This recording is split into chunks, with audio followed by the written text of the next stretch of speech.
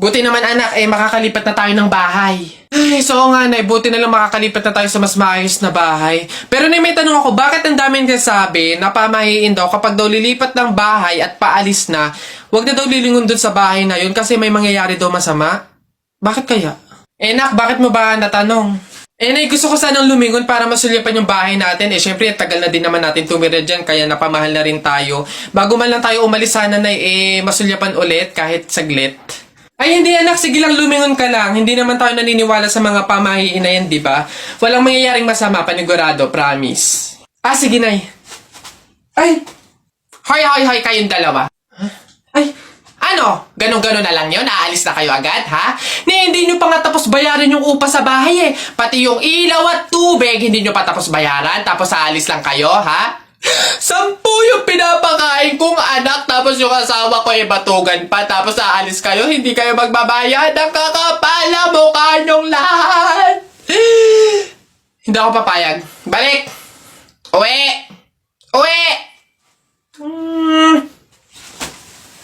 Uy, Jepoy, magkano naging pera mo nung bagong taon?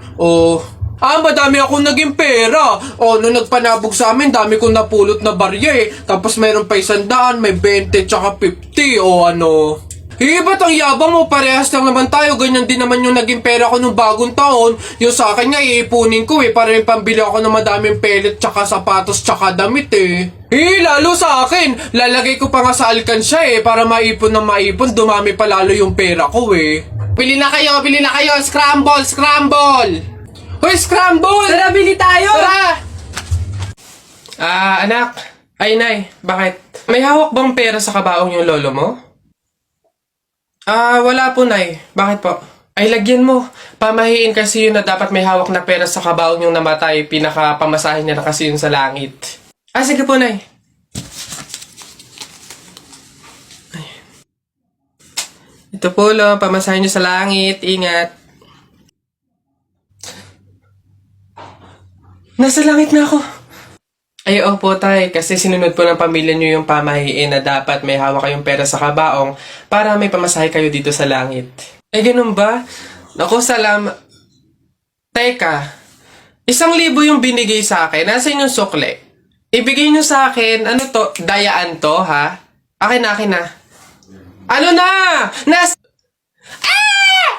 Babe, happy Mansari, hindi ba ako babatiin? First Mansari natin ngayon, nakakatampo ka naman, ha? Tapos meron pa akong regalo sa'yo, Mansari, alam ko. Di ba butas yung panty mo? Ba't hindi na lang yun yung pinabili mo ng mga yan, ha? Alam na, butas yung mga panty na yung mga regalo pa naisip bilhin. Babe, naambol pa silong naman ako. Di ba may payong kang sayo? Ang sabi ko kasi sayo, magdala ka ng payong kasi uulan mamaya. Tama, wala ka tuloy magamit. Ang hirap kasi sa inyo, gusto nyo lagi yung sweet moment, yung makikisukob kayo sa amin. Hindi to kay drama. Bahala ka sa buhay mo. Babe, ano ba? Kanina pa ako nagugutom, kumain na tayo. Naku, tapos ako kumain. Ikaw kanina pa kita inaaya, kumain, ayaw mong arte mo. Gusto mo kasi lagi yung mga may sweet moment pa, bebe pam. Ikaw yung unang susuyuin kumain. Tapos, sabahin mo ako. Arte nyo, bahala ka, magutom ka dyan. Darling Albert, anak, Jepoy, kumain na kayo.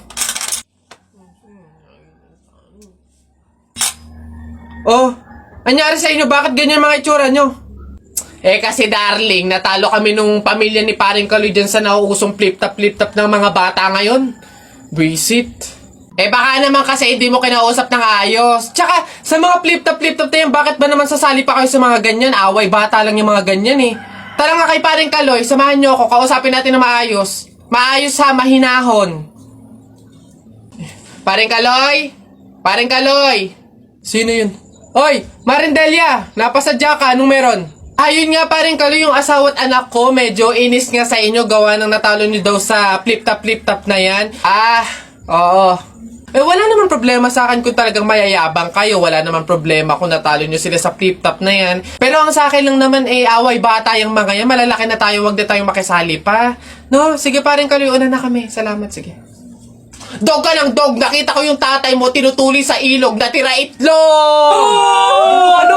Asawa ko yan, darling! Teka, biglaan to Alam ko trabaho ng tatay mo, tanod! Nakita ko sa ilog, inaanod! Sus, wala yan. Ako si SpongeBob, ikaw si Patrick. Nakita kita kanina tumatay sa plastic. Yo! Ano, wala ka na. Go back! Sus, alam ko ulam nyo kagabi pasis. Hindi. Huwag ka na sumaba. Talo ka na, uwi na kami. Ayoko sa Marawi. Madaming kalapati. Nakita ko nanay mo tumatay. Nakawaki. Medyo ka na, Jeffoy, anak. Tara na. Talo. Wala ka, bala ka sa buhay nyo. Ha? Uy, pre, naiihina ako. Uy, gagi, pre, ako din. Tara sa McDo tayo maki-CR. Bawal dito, public place eh. Tara. Dito. Yan, okay na. Uy, teka. May pwesto ba kayo dong lamesa? Wala po. Oh, pagkain, umorder ba kayo? Ay, wala din po. Oh, ayun, dali. Alam na namin yung mga ganyan nyo. Hindi naman kayo mga umorder, pero pupunta kayo dito para maki-CR lang. Tapos iiwan yung makalat, iiwan yung madumi, tapos kami yung mapupurwisyo. Hindi na pwede mga ganyan nyo. Kung gusto nyo maki-CR, 20 pesos sa akin na bayad. Ay, ganun po ba? Sorry po. Ay, ito po, boss. Hindi nyo na kami mauuto. O, yun sa'yo. Ha? Ay, ito po yung sa akin. O, pasok. Oy! Teka, saan ka din pupunta? Sa CR, bakit? Sus, panigurado nakiki-CR lang din to. Again, hindi na po libre ang CR sa McDo. Kung gusto nyo, magbayad kayo ng 20. Buti nga 20 nga lang. Libre na tissue, libre na sabon, libre na tubig. Swerte nyo nga, 20. Akin na. Sorry, what? I am the manager here and who are you? Bago ka lang dito? Ay, sir, sorry, hindi ko po kasi alam. Patay. You're fired.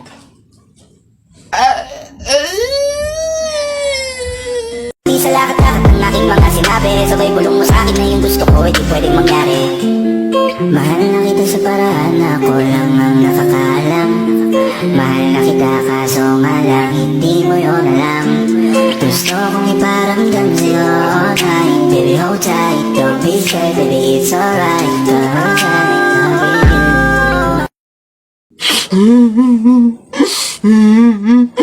Laro mo. O, Jeffoy, bakit ka umiiyak?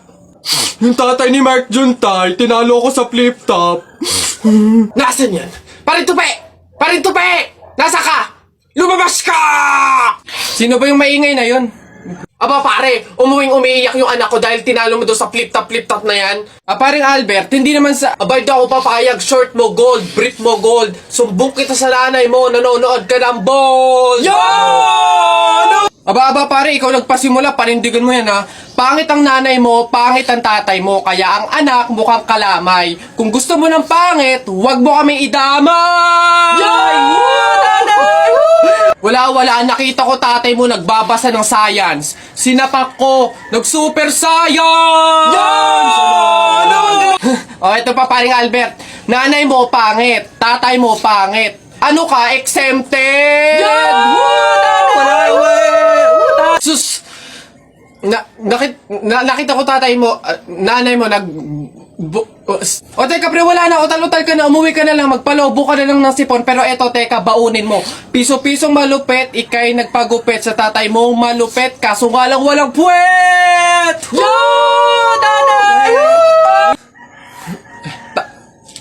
May araw ka din sa akin, paring Kaloy, sasabi ko sa'yo.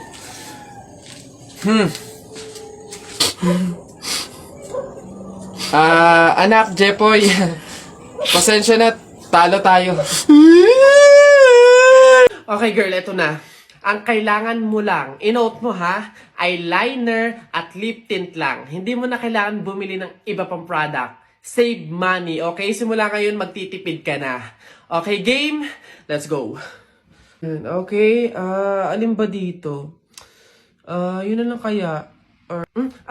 Hi! Hi, ma'am! Ganda nyo naman. Ups.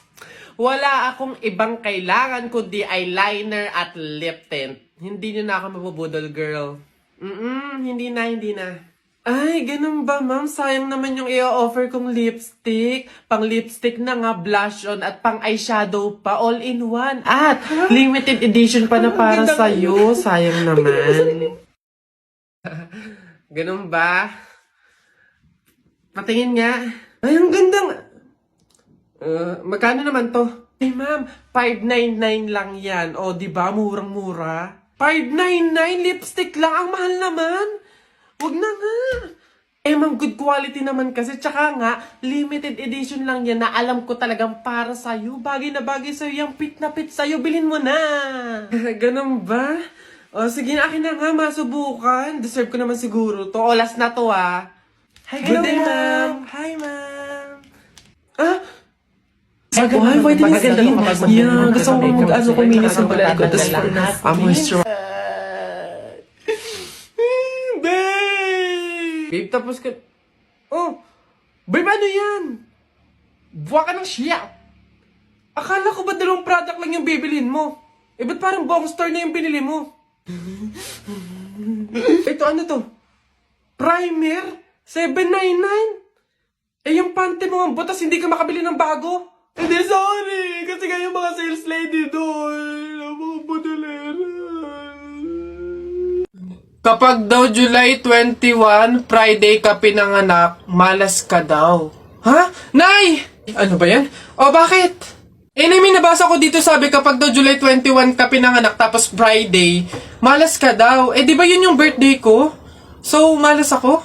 Ay, ang huwain mo naman anak, huwag ka mag-alala. Hindi mo yung tunay na birthday, yun yung date, July 21 Friday, kung saan napulot ka namin sa pusali. Masyado ka naman nag-aalala masyados. Ha? So... Ampun ako, Nay. Oo naman.